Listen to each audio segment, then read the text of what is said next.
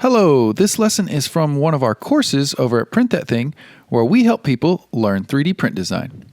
In our first section, we're going to be learning the user interface. We're just going to be getting to know Blender and try and just kind of make it a little less scary looking.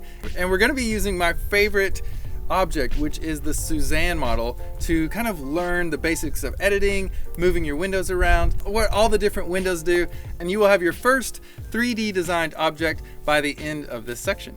Let's go ahead and jump on in it.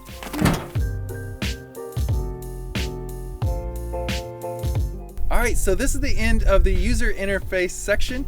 Hopefully you've got your 3D printed Suzannes, and let me know in the comments below if you had any issues. But share these things if you did some really cool effects. Like I really like this one. This is the Voronoi kind of style we did with the subsurf and wireframe. And so if you make something cool, just hashtag it with Print That Thing so I can find it. And it'll just warm my heart to see y'all learning and growing and becoming 3D print designers.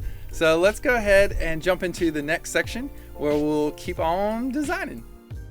To learn more about 3D print design, visit ptt.live.